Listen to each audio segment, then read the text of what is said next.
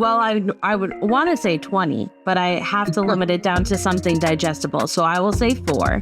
And the first is to trust your instincts. A lot of us think that we are making a big deal about something. It's probably nothing. But if your instincts tell you that you should be worried, you should be worried.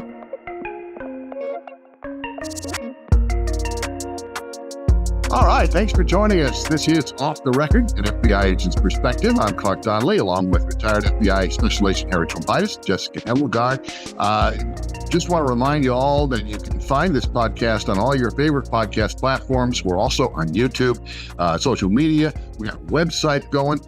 So find us and then like us when you get there and share that information with all your friends so they can tune in and hear Harry's stories. We're going to take a little different tack this morning, aren't we, Jessie? Yeah, so we want to use Harry's expertise, not just to hear about his cases, but also things that you can use in your everyday life. And one of the tactics we're going to talk about today is how to ensure your safety when you are outside in a public place and some safety tips. I'm focusing on the female aspect, but females are not the only ones that are targeted. So I want to make sure that I emphasize and highlight that. And it's growing more and more. As a woman, I see it on social media all the time. Tips and things that you should be aware of when you're even shopping. So Harry, we're going to start with a pretty basic thing that a lot of people do every day. So practical tips when you are shopping or someone is following you in a store. So tell us a little bit about what to do in those public places. Yeah, absolutely, Jessica. First of all, just generally, people need to get off their phones. So many issues that I see arise when people are so focused on their phones. We know today that you can get a ticket for looking at your phone, using your phone while you're driving. The issue that police see every day, people are just so into their phone that they're distracted, and so many of our accidents and that happen because of that. So one of the first things I would recommend is that when you're out driving around and that, keep your phone off, or certainly don't keep looking at it and get distracted. The same thing when you're out in public and you're walking around and that, don't bury your head in your phone. Look at it when you have to, but focus on what exactly you're doing, where you're walking, what's around you. I always encourage people to keep their heads on a swivel. Again, we're not trying to make you paranoid. This is all about safety. And if you've got your head buried on, you're focused on something else, you're not paying attention to what's going on around you that may actually prevent or cause you to become a victim in that. So, again, don't bury your head in your phone when you're out and about. Be aware of your surroundings. Again, I already mentioned have your head on a swivel, but, just make sure that you're looking around, you're seeing, what's ahead of you, what's to the left and right of you. Is there anybody following you? All of those kinds of things that could help prevent you from becoming a victim of a crime. Keep your belongings close. So if you carry a purse, make sure that you have that purse close to your body, so that again you're not somebody can't just run by and grab it because it's hanging loosely off your shoulder. And that try to keep your belongings close to you. If you can, shop with friends. Bad guys tend to want to, target individuals who are alone and are distracted or not paying attention to their surroundings and that. So when you're shopping with a friend or a group of friends, you're less likely to be targeted because that's too many people for the bad guys to try to deal with. When you pull up to a shopping area, that try to park someplace close to the front if you can. Don't look for a place far away or in the corner of the parking lot. Too much can happen, both to your car while you're gone, and you have increased the distance between your point of safety, which is your car, and the store that you're going into. And the longer you're out Over there, the distance, the more likely a problem. Exactly. The longer that you're out there and you're exposed, the more danger that you could be in and that. So try to park close if you can. Have your car keys ready.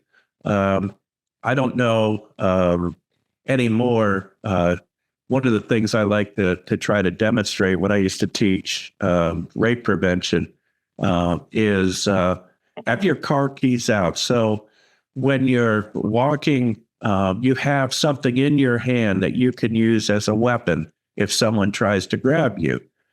So if you have the old-fashioned car keys, keep them between your fingers and turn your head to the side. Keep them down at your side. That way, if someone grabs you, you can strike at them like this, not like this, where the keys will go back into your hand like that, but sideways like that, so that So those that are just listening, he's holding his hand out, right? And the keys are going through the fingers off to the side. Yeah, like that. Almost like it's its own weapon. Up and down. That doesn't work. Of course, today, most people just have fobs. So, you could always try to whack the bad guy over the head with a key fob. Or a house key. If you've got a house key, it doesn't just have to be your car keys. Lots of us have so many keys on there anymore. I don't even know what they go to, but they would be very helpful in other situations. Absolutely. And so, especially when you're returning to your car, have the keys in your hand. So if you need to get in quickly and lock the doors, you're all ready to go. You don't have to go searching through your purse to find them. Trust your instincts. A lot of times, we get a feeling that something is not right. I think Clark called it spidey sense. And you get a bad feeling from people. And when you're out shopping or you're out moving around in the public and that, trust those feelings that you have. I think God gives us that sense to know when something's not right and act on that. Don't just ignore it in that, and try to pay attention and trust your instincts. If you feel like you're being followed or you feel you have an issue, change your direction. Go into a place of safety where you can see if this individual follows you in or hangs around out front. If so, tell an employee in the business that, hey, I think somebody's following me. Can you call the police or at least keep an eye on things here until this guy leaves, because I think he's trying to follow me in that. And don't lead them back to your vehicle. Like, don't exit the store. Good point. Yeah, don't go back to where they can see what kind of a vehicle and that you're driving, and then perhaps follow you back to your home and that. So make sure that you're paying attention to those kinds of things. Trust your instincts. In general, you should limit your cash and your credit cards that you carry when you're going shopping or out and about. Just take what you need. If you leave all of your credit cards in your wallet or your purse, and you have a large sum of money, if your purse gets stolen, you're missing out on all of those things. You're missing out on the money and all your credit cards. If you just try to limit the number of cards that you need or that you carry to the ones that you're going to need for that day, that's if your purse gets stolen or if your wallet gets stolen, you're only out those cards. You don't have to cancel all the rest of the cards and get new ones. So try to limit those things. And then again, personal protection. I mentioned the keys. If you have a personal alarm that that it's something you can activate, and it makes a real loud alarm sound that will draw attention to yourself. and your situation. Sometimes that's a great idea. Some people like to carry pepper spray. I will just tell you, when I used to teach rape prevention classes, you better have that pepper spray handy and be ready to use it when you're walking in that, because if all of a sudden you're grabbed and you're trying to reach into your purse to grab the pepper spray, you're more likely to grab it and spray yourself than you are the bad guys. So then you're more vulnerable than before when you were just, grabbed. So, because you're now disabled in that. So, if you're going to carry something like that, have it out and ready to use. A temptation for a guy, we're talking about this kind of from the woman's perspective, but big guys like you and me, Harry, we think we can tackle anything. We're liable to turn around and confront somebody. For us, or for Jessie, who's not as big and tall as we are, Not at all. Is it a good or bad idea if you're halfway across the parking lot and this creep is still behind you? Do you turn around and call them out, confront them? Is that a good idea or is that a bad idea? Normally not. But if you're in a position where there are other people around you in that, it's something that you have to decide for yourself if you're comfortable in doing that. But you better make sure that, number one, that this individual is, in fact, appears to be following you. Just, it's probably not a good idea to just start yelling at somebody in general, because you don't know how they're going to react. But if you really believe that they're following you in that, yes, confronting somebody and saying, hey, leave me alone. Put them on notice that you're aware of who they are and what they're doing. Most bad guys, once you've paid attention to them, you've looked at them, you can identify them, they're going to move on to another target. So again, sometimes that's a good idea to confront that individual. But again, make sure that you're pretty comfortable that that's what they're doing, is they're following you. When you're in a store, for example, always remember, and I should say, not only when you're in a store, but anywhere, that you feel that you have an issue, potentially have an issue of somebody following you or stalking you, for example. It's important for you to remain calm. What happens when we get all excited and panicky is our ability to think clearly diminishes. And so all the possibilities that you have in order to maybe get out of a situation are drastically reduced to the point where you can hardly think of anything on what to do. So try to train yourself to stay calm so that you're using all the parts of your brain. Change your path. If you're on your way in a store back to the sexy lingerie, for example, and somebody, the cereal, who knows what you're shopping for. I know you go there, Clark, Only this for my gift. But you're going to a particular spot and you think somebody's following you, change your path, go to a different part of the store and see if in fact that individual still follows you in that. If so, let a store employee know about it, so that they can help keep an eye on things. And that also puts the person on notice that's following you that, hey, this person's aware of what I'm doing, and they've also alerted a store employee. So they may decide to go ahead and take off rather than risk having an issue or having the police called on them. Again, seek help. There's plenty of employees in stores that will, if you go to them and you say, hey, I think I'm being followed. I've got somebody that's been following me around in the store here. Can you kind of stand with me for a little bit? Or do you have security here that we can call and have this guy checked out? don't be afraid to approach a store employee, or even if, better yet, if there's a security guard on duty, let them know about it. They can assist you.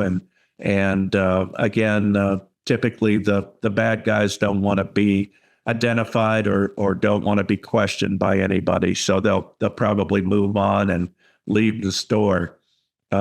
Stay in a public area the best that you can. It's don't go to a isolated spot in the store if you feel that you're being stalked or you're somebody's following you.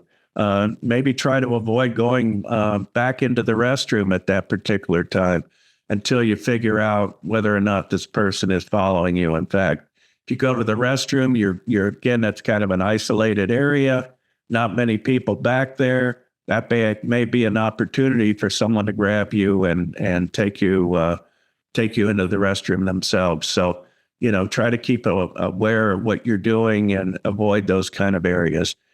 If you feel you're being followed, get on the phone. You certainly call a family member, let them know where you are, what's going on. Call the police if you feel the police are necessary. Those are all things that you can do. I can tell you from working on a police department, we'd rather have you call and let us know that you have a potential problem than for you to actually have that problem and then call us. So, if you can avoid something, don't hesitate to call the police and let them know what's going on. The thing is, if this person is actually trying to follow you, if they see you on the phone and you're looking at them and you're giving a description of them or something, they're trying to get away at that point. They don't want to mess with you. They want to get out of the area because now the police know about them. And the other thing you have to keep in mind is you're not just doing it for yourself. What about maybe you make the bad guy feel uncomfortable, so he leaves you alone? What about the next person that they target? Maybe they're not as savvy as you. And so they don't act on your instincts or their instincts like you did. So you got to, do things to protect others as well. Ask, if you got to go out to your car, go into a particular area in the store, ask for an employee to come with you. Tell them you've got a question. You want to ask them about a product. Anything like that to get somebody else with you will help discourage anybody from following you. And then again, trust your instincts. Don't ignore them. If you get that bad feeling that something's wrong, say something, act on it. Does that advice change if you have someone with you like a dependent? So I'm thinking if you're shopping with younger children, you're shopping with an elderly family member that you're going around with. Does any of the advice you just gave us change at all? It sounds like a lot of it would still not be the same. Yeah, no, it really doesn't change at all. The one thing that you mentioned about the child, with you, again, you don't know who the target is. If this individual is following you, whether it's you or whether it's the child. So make sure that you keep that child close to you. Sometimes we put our kids in a cart, we push it around and then we stop the cart and then we go off a little ways to, look at an item or something.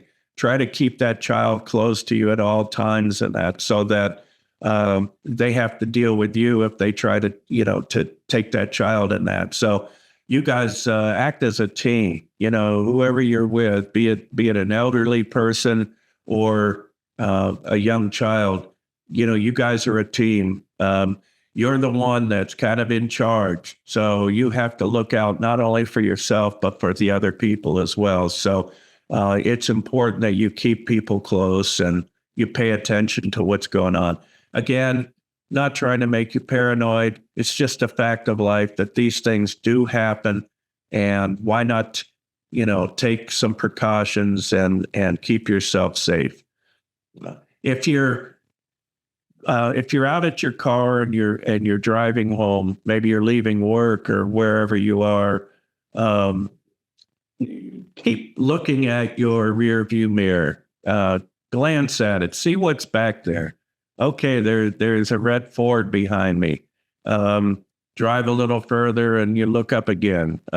If there's a different car, you don't see the red Ford around anymore. Then, just pay attention to who's following you, who's behind you, and that. If you have that red Ford that just keeps, every time you make a turn, that red Ford makes a turn with you, pay attention to those things. Maybe that person's following you. If that's the case, don't head directly home. Head to another public area or public spot if you can, and see if that car follows you. One of the things that I always recommended too is know where your police precincts are or where your police headquarters is in your particular town. I'll tell you what, if I'm a bad guy, I don't want to follow somebody into a police parking lot. So, probably not a good idea for me to follow you at that particular point. So that's another thing that you could do. Go to a public spot or actually pull into the police lot if you can. Don't forget, you got a phone. If you have a phone, give the police a call. Let them know, hey, I'm heading back from, my shopping or whatever, and I've got this car following me. Can you help me, or can you send an officer out to keep an eye on things? They'll do that, or they'll give you instructions on what you should do. So don't hesitate again to call the police to let them know what's going on. We'd much rather have you call ahead of time when there's a potential issue, rather than wait until you're, in fact, you've been assaulted or there's a problem, and now we have to come and take a report. There's not much we can do at that particular point other than, just try to find the bad guy, I guess, at that point. So, again, if you see somebody following you home or back towards your house, don't go home. Go to another public spot. Go to the police department. And I used to tell this to bank employees when I taught safety and security for bank and credit union employees. When you leave your business, the fact that you work in a bank or credit union tells a bad guy that you have access to money. And so they don't know what your role is, but they just know that you work in a bank or a credit union. You could have access to all kinds of money on that. So you may be a target. And we've actually had bad guys follow bank employees back to their home and then get inside the home, do a break-in of the home, and hold the family hostage until the next day. And then they take the bank employee back to the bank the next morning and force them to open up the bank and then the vault if they can. And that way they have access to additional money in that. So, again, just due to the nature of your job, someone may look at you as a potential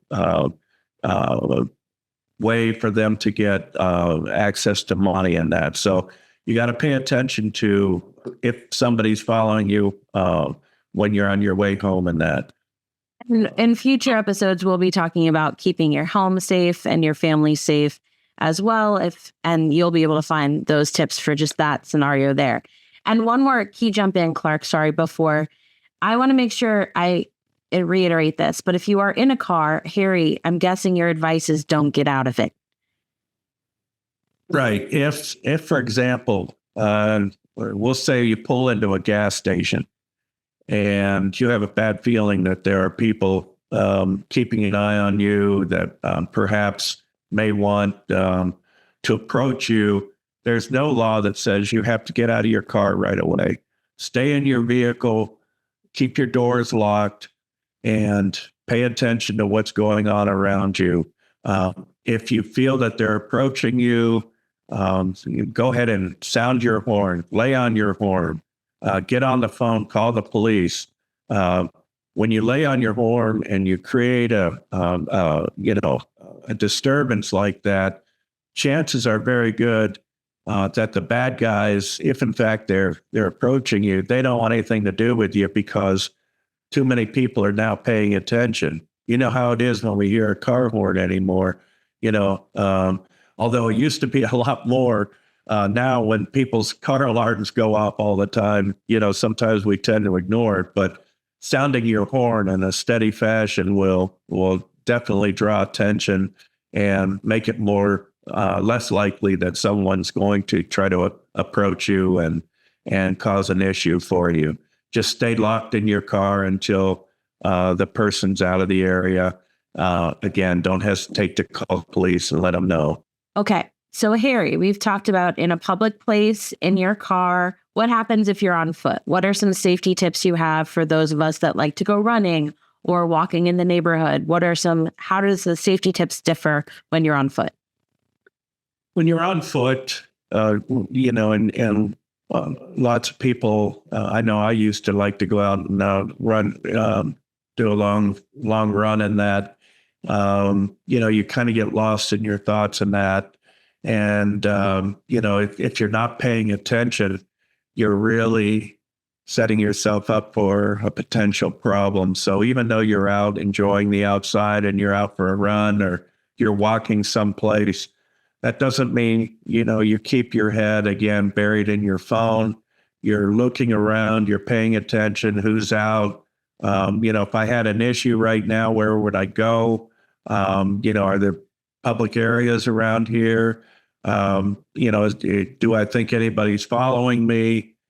If so, again, trust your instincts, stay calm, and try to put yourself in a position of safety. Again, it's not being paranoid. It's just being alert, being aware that bad things can happen. And so, try to do the best you can to just stay alert and look for those kinds of situations. Is it good to vary your path in that situation? Is it good to stay in the same path? I know it would help to stay in the same path because you'd know your surroundings, but I'll let you elaborate more. Yeah, it's, again, if somebody's following you, for the most part, if it's like the first time that they're following you, they don't know where you're going. I mean, you can choose your route. When you start off and you're out on your run or your walk, and somebody pops up behind you, and that try to pay attention to them. Go continue on your route, or if you think that they've been following you, this is like the second or third time that they've seen you out, running or out walking, vary your route and see if they continue to follow you. Again, if you get that sense that this person is actually stalking you or following you, by all means, go to another house, go to where you see people outside, call the police and let them know that you feel like you're being followed and that. So these are all things that you can do, but the important thing is that you stay calm and you do something. I wouldn't just go immediately to my house when someone's following me. I would go someplace else so that, they're not aware of where I live. Keep in mind that things like that do happen, and it's incumbent upon you to try to, figure out what's the safest thing for you to do, depending on the situation. Now, you mentioned stalking, Harry. So you mentioned that in the last one, if someone was on a walk. What advice do you have if someone does feel like they're being stalked? What classifies as stalking? What general information would be helpful for people to know? Well, the classic sense of stalking is somebody has identified you as somebody that they're interested in for one reason or another. And so that in itself, I'm sure, have all heard about some of the horror stories that can happen, especially with a woman who's being stalked, maybe somebody that they've dated in the past, or an ex-husband. They want to see what you're up to. Just again, there could be a million reasons why somebody stalks you. They've seen you around. They think you're attractive, or they want to get to know you, whatever. You have to pay attention to those situations. If you're clearly feel that somebody is stalking you, they're paying attention to you, make sure that you do things like trust your instincts. Pay attention to what they're doing. Tell somebody, tell friends, tell family members that you feel like somebody's been stalking you. Let the police know. Those are all important things to do. And I would recommend that you document all of those situations, anything at all, date, time, location, any of the communications that this individual has made towards you, verbal, telephone, email, letter, all of those things. Keep those documented all, because there may be a point where you need to go to the police or you need to go to the prosecutor's office and try to get some type of a restraining order in that against the individual. So make sure that you're documenting those things. Try to do everything you can to avoid contact with them. I wouldn't normally recommend that you try to engage with the stalker, because that's kind of what they want. They want your reaction. That's what they get off on, is annoying you or scaring you or whatever. I would try to avoid any contact with them the best that you can. Sometimes we overshare online in our social media accounts, where we tell people where we're going to be, on Friday night, or we're going to go on vacation here.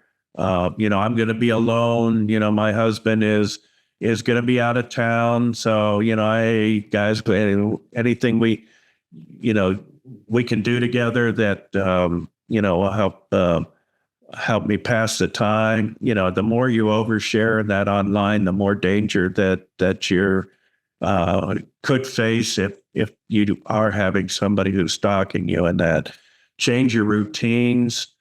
So if you normally do a certain thing, you get up in the morning, you drive directly to work, for example.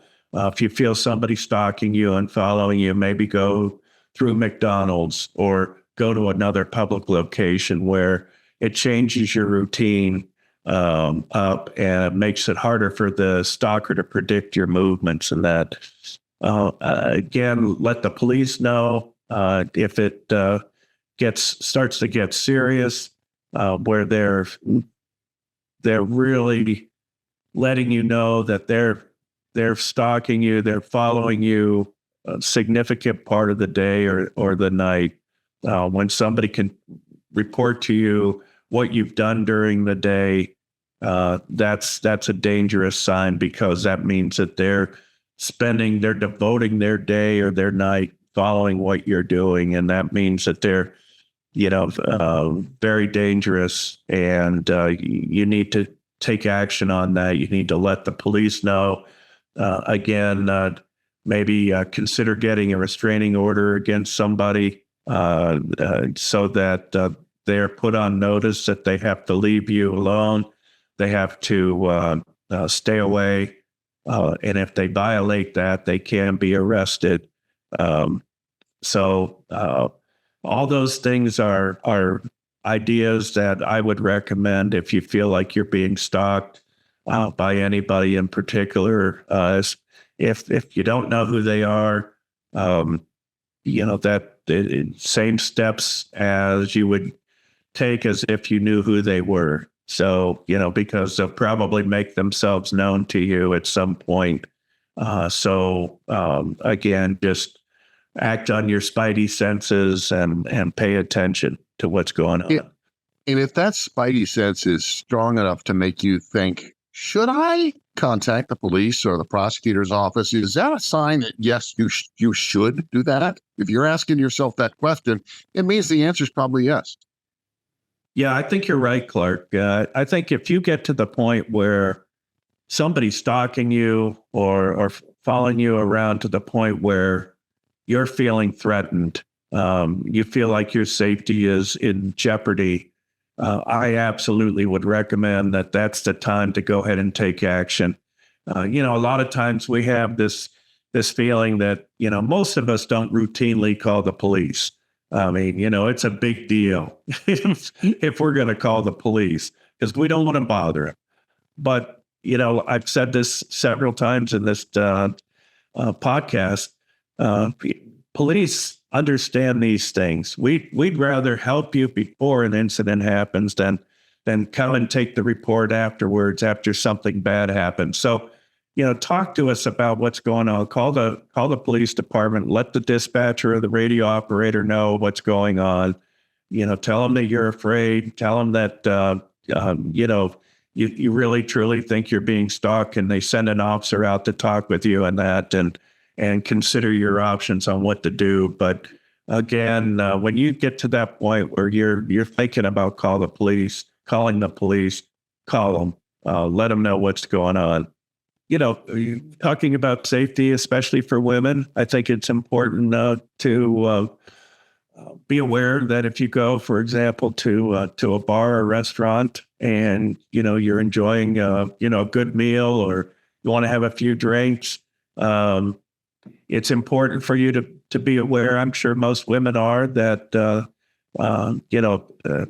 men or others that want to go to a bar are there sometimes to meet women or others in that. So they may approach you and make you feel a little uncomfortable, maybe ask to sit down next to you.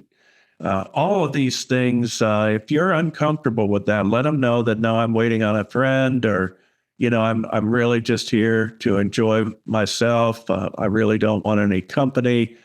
If it gets to a point where this person is starting to frighten you and is really hassling you, and you've told them as nicely as you can, please leave you alone in that, but they continue to bother you in that, there's a little thing called an angel shot that you can, if you're sitting in a bar, for example, and this person won't leave you alone, let them, let the bartender know, hey, can I have an angel shot?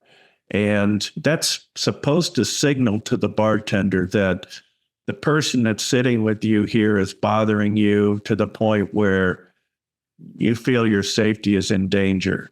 And that bartender or whatever is supposed to know to take steps to help get that person away from you, or if it gets too bad, for them to call the police for you.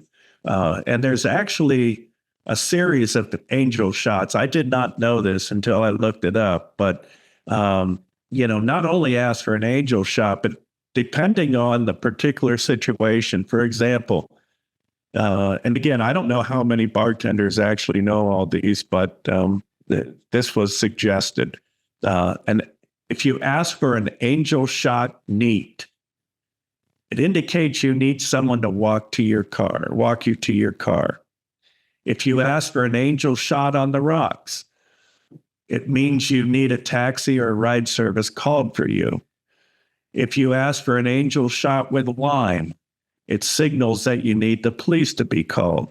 So I never knew that there were different kinds of angel shots. I was familiar with the angel shot terminology, but again, I didn't know that they had these three different categories. But bottom line is, if you're sitting there at the bar or the restaurant and you're being hassled by somebody, or they're trying to, they're making you feel uncomfortable with their presence in that, don't hesitate to use that vernacular to request assistance in that. And hopefully the bartender or the server will know what that means and will take steps to help protect you. Now, I was going to ask, it's entirely possible that something could happen to you and you're never even approached. Correct, Terry? If you're at a bar or something like that? And if you're not even approached? Yes. So it's highly possible, right? Or even I will use a scenario that happened to my friend. We were out together. Everyone ordered a drink. I was not drinking. Oh. And my friend, we still do not know to this day how that friend was drugged, but that friend was drugged.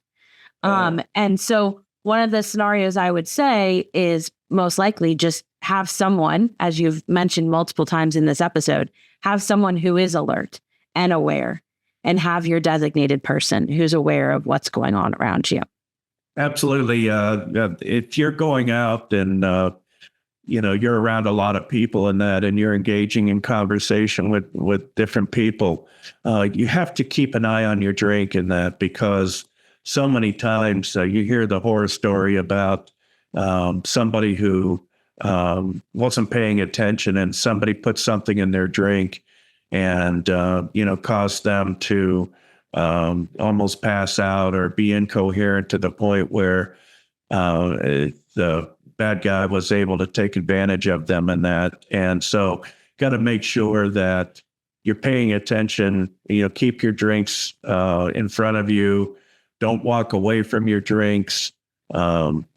Just pay attention, take the drink with you if you can. It's just important that you not leave yourself open to that kind of a situation that occurs. And I had also mentioned this before, when you walk into any bar or restaurant, look for what are the other exits? Where are the other exits? Where are they? And identify those. You don't have to spend a lot of time looking for or thinking about it. Just, okay, if something happened right here at the front door, is there another place for me to exit, to get out of here quickly? And try to identify where those exits are rather than not thinking about it. And then all of a sudden you have some kind of a commotion at the front door or at one of the locations, and you need to get out of there as quickly as possible. Then to try to identify where the exits are, try to do it ahead of time. It takes 5 seconds to identify those things. And then now something happens, here's where I'm going to go. Harry, I got one question before we get Jesse's 3 takeaways from this segment. Law enforcement agents and officers are trained to deal with life and death situations. And you've mentioned more than once, stay calm, keep your head on a swivel, things like that. Is there anything that you might have learned in your training from an instructor, or any words of advice that have stuck in your mind that will help us ordinary civilians get into that frame of mind where we are calm, we are not panicking, and where we're just kind of instinctively a little more watchful of our surroundings? Well, I think there are several things that you can do, Clark. And again, not trying to, make somebody paranoid. It's the realization that things can happen. Sometimes we're in our own little safety net, and we don't think about, bad things that could happen. And unfortunately, what happens is something bad does happen, and then you're caught off guard and you haven't been thinking about it. And you start to panic, and, again, your focus, narrows down. You're not able to think of all the things that might get you out of a situation. So it's just being aware. I think operate your life with a sense of awareness of what's going on, and think about if this happened, if that happened, what would I do? It's better to think of those things ahead and have a possible plan of action than it is for you to actually be confronted with a dangerous situation and then try to think of, what am I going to do now? Because again, you're in a panic mode. So if you think of those things ahead of time, again, you don't have to dwell on them, but think about it ahead of time, just so that you've thought about it. In case there's an issue, you can maybe go back to that thought and, escape a situation. The other thing that I want to mention is, if you're in a situation where somebody is following you or grabs you, it could be a fight for life and death. I've had, when I used to teach training on the rape prevention training and defensive tactics, people are afraid they're going to hurt the bad guy. As bad as that sounds, It's almost like, like when I mentioned about the keys, having the keys in your hand, and if you're grabbed, scratch at them, scratch their face, try to inflict some kind of pain on them so they leave you alone, kick them in the groin, do anything that you need to do it, 100%. Don't hold back, don't give them a little love tap and, think they're going to go away. That will probably just piss them off.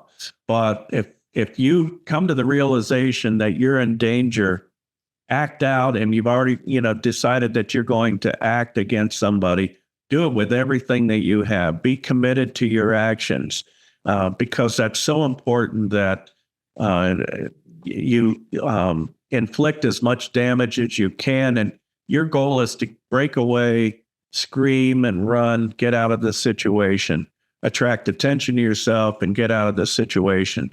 Don't worry about hurting somebody. They're probably going to try to hurt you. So it's important that that you do everything you can to protect yourself and your loved ones. All right, Jessie, do you have some takeaways from this segment? Well, I would want to say 20, but I have to limit it down to something digestible. So I will say 4. And the first is to trust your instincts. A lot of us think that we are making a big deal about something. It's probably nothing. But if your instincts tell you that you should be worried, you should be worried. And the second is don't be distracted. Be aware of your surroundings. Know where you are, especially if you're somewhere comfortable. A distracted person is an easy target, I have heard very often, but a lot from Harry today. And third is find yourself in a public place as much as possible. So if you're in a store, try and be around other people. If you're in a car, go to McDonald's, go to the police station, go somewhere where there are other people. Never lead them to a place where they can isolate you. Also stay in the vehicle if you're in a car. And number 4 is seek help. So whether it's an employee of the store, whether it's driving to the police station, whether it's using that phone to call the police station or anything like that, make sure that you are seeking help in any way possible. All right, Jessie, thank you very much. Harry, great advice from you. Hopefully you made everybody feel at least a little more aware of their situation and aware of what to do if they find themselves in any kind of situation that gets that spidey sense tingling. Jessie, great questions as always. Appreciate it. And folks, thank you for tuning in to this episode of Off the Record, an FBI Agent's Perspective. It is created and hosted by Clark Donley, Harry Trombitas, and Jessie Hemmelgarn. Produced by Jessie Hemmelgarn. Music is Lost Connection by Taurus and can be found on Upbeat. Find more episodes and special content wherever you get this podcast, on YouTube and on our website. Storybox Audio.